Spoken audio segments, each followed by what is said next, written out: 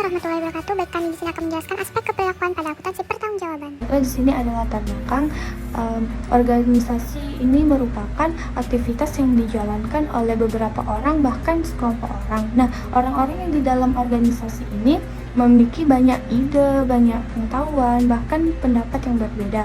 Nah, tetapi dengan pendapat yang berbeda-beda, tapi mereka mempunyai tujuan yang sama, yaitu untuk tercapainya visi dan misi organisasi ini. Baiklah, di sini ada dilema bisnis, di mana kita ambil contohnya PT Kertas Karton. Nah, PT Kertas Karton ini dia selalu mengalami yang namanya terjadinya persaingan ketat. Persaingan ketat karena terjadinya kompetensi kapasitas yang berlebihan. Jadi karena kompetensi kapasitas yang berlebihan menyebabkan apabila adanya pemesanan yang dengan jumlah besar, maka akan menjadi tajam. Jadi sebenarnya perusahaan ini memiliki tenaga kerja yang handal untuk mengatasi masalah-masalah yang ada di perusahaan ini. Namun di perusahaan ini tuh masih masih bimbang apakah sistem ini tuh dapat mengatasi masalah mereka atau tidak. Nah, selanjutnya ada akuntansi pertanggungjawaban. Nah, akuntansi pertanggungjawaban itu apa sih? Akuntansi pertanggungjawaban itu suatu sistem yang meliputi perencanaan, pengukuran, evaluasi, bahkan laporan keuangan yang di dalam organisasi ini terdiri dari beberapa pusat pertanggungjawaban. Nah, pusat pertanggungjawaban ini dipimpin oleh yang namanya manajer, dan tugas manajer itu ialah ia yang bertanggung jawab atas segala kegiatan maupun aktivitas yang dipimpinnya tersebut. Jadi di sini ada juga yang namanya tujuan dari akuntansi pertanggungjawaban, di mana dia ini untuk mengendalikan biaya dengan cara pengelolaan, pengetikan, pencatatan, bahkan meringkas dan menghubungkan langsung ke pejabat atau orang yang mengendalikan biaya tersebut. Jadi kita sudah mengetahui apa sih akuntansi pertanggungjawaban itu. Dan sekarang ini kita membahas perbedaannya lagi akuntansi pertanggungjawaban dengan akuntansi konvensional. Apa sih perbedaan antara keduanya? Jadi perbedaan antara keduanya itu hanya terjadi pada perencanaan, klasifikasi, dan pengumpulan data, di mana akuntansi konvensional ini dia mengklasifikasi datanya berdasarkan sifat dan fungsi biaya tersebut, sedangkan akuntansi pertanggungjawaban ini lebih menitik beratkan ke kejadian bahkan kontrol secara individu. Dan selanjutnya kita akan mengetahui apa sih jaringan pertanggungjawaban itu.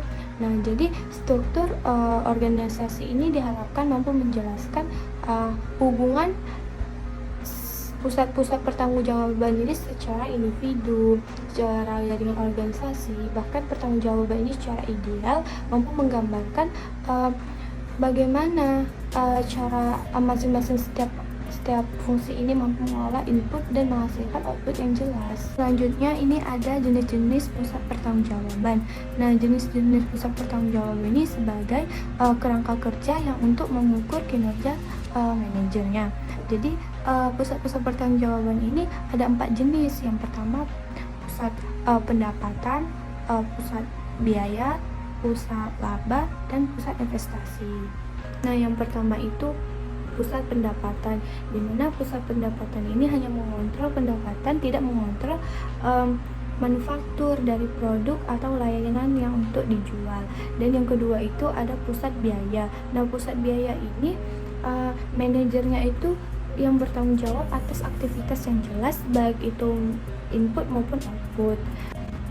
Yang ketiga itu ada pusat laba, di mana manajer ini dan karyawan ini mengontrol baik itu pendapatan, biaya produk, dan layanan yang diberikan olehnya. Sedangkan pusat investasi ini tuh organisasi yang manajernya ini bertanggung jawab atas keuntungan atau modal yang diinvestasikan untuk menghasilkan laba. Selanjutnya, kolerasi dengan struktur organisasi memiliki fungsi yang memadai, yang dimana pendekatannya digunakan untuk mendesain struktur organisasi dan tanggung jawab.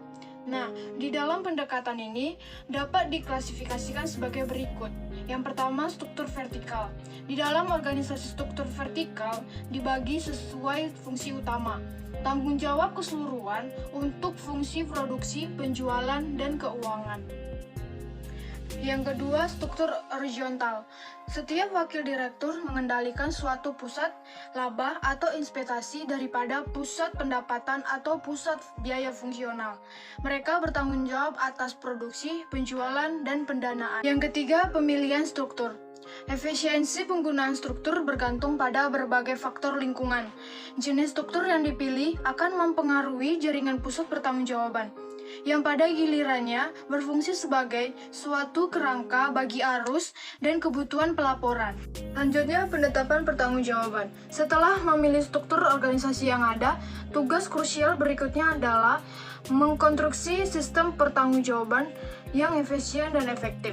Untuk menggambarkan pertanggungjawaban, faktor paling krusial dalam penetapan tanggung jawab adalah tingkat dan kebijaksanaan dari kendali terhadap sumber daya yang dibutuhkan untuk melaksanakan tugas atau fungsi yang didelegasikan. Penetapan tanggung jawab yang baik harus adil dan diterima bagi mereka yang terlibat. Jika diselesaikan dengan baik, hal tersebut dapat memotivasi terhadap praktik dari manajer yang bertanggung jawab terhadap semua item yang tidak dapat mereka ubah. Selanjutnya, ada perencanaan, akumulasi data, pelaporan terhadap pusat pertanggungjawaban.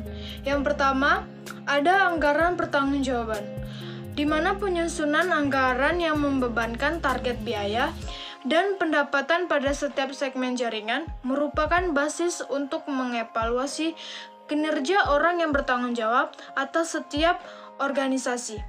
Karakteristik dari anggaran pertanggungjawaban ini adalah manajer pusat bertanggung jawab dibebani target kinerja hanya untuk pos-pos pendapatan dan biaya yang dapat mereka kendalikan. Selanjutnya ada akumulasi data. Untuk memfasilitas perbandingan periodik dengan berbagai perencanaan anggaran, akumulasi pos-pos laba, dan beban aktual, haruslah mengikuti pola jaringan pertanggungjawaban tersebut, yang membutuhkan 3 dimensi terhadap biaya dan pendapatan selama proses akumulasi data. Yang pertama, biaya diklasifikasikan berdasarkan pusat pertanggungjawaban. Yang kedua, dalam setiap pusat pertanggungjawaban, biaya tersebut diklasifikasikan berdasarkan bisa atau tidaknya biaya tersebut dikendalikan.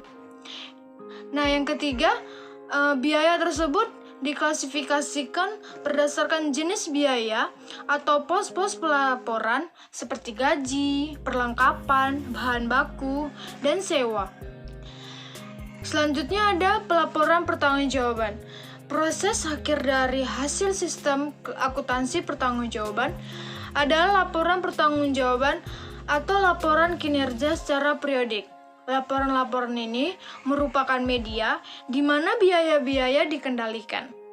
Efisiensi manajer diukur dan pencapaian tujuan dinilai. Asumsi kepribadian dari akuntansi pertanggungjawaban meliputi manajemen berdasarkan perkecualian, di mana manajemen ini berasumsi bahwa pengelolaan dan pengendalian aktivitas perusahaan, manajer sebaiknya memusatkan pada bidang yang menyimpang daripada tujuan dari perusahaan. Manajemen berdasarkan tujuan berasumsi bahwa para atasan dan bawahan dapat bekerja sama untuk mencapai tujuan dari perusahaan tersebut, yang bersama-sama memformulasikan tujuan dari aktivitas bagi perusahaan. Kesesuaian antara jaringan pertanggungjawaban dan struktur organisasi mengasumsikan bahwa pengendalian ditingkatkan dengan penciptaan jaringan pusat pertanggungjawaban struktur organisasi formal, di mana jaringan pusat pertanggungjawaban akan efektif untuk mengendalikan organisasi jika struktur organisasi formal yang mendasari adalah rasional. Lalu, penerimaan tanggung jawab. Di sini yang dimaksud dengan penerimaan tanggung jawab yaitu penerimaan para manajer pusat pertanggungjawaban atas tanggung jawab yang diberikan sebagai suatu yang seimbang dan kerelaan. Yang terakhir adalah kapabilitas untuk mendorong kerjasama, di mana akuntansi pertanggungjawaban meningkatkan kerjasama organisasi dan menunjukkan kepada manajer bagaimana aktivitas mereka sesuai dengan tujuan perusahaan. Kesimpulan dari bab ini, kita dapat menyimpulkan bahwa akuntansi pertanggungjawaban ini adalah salah satu kajian dalam akuntansi yang mengutamakan diri pada aspek-aspek tanggung jawab dari beberapa anggota organisasi dari suatu perusahaan. Baiklah, sekian dari kelompok kami. Apabila ada kesalahan, mohon dimaafkan. Assalamualaikum warahmatullahi wabarakatuh.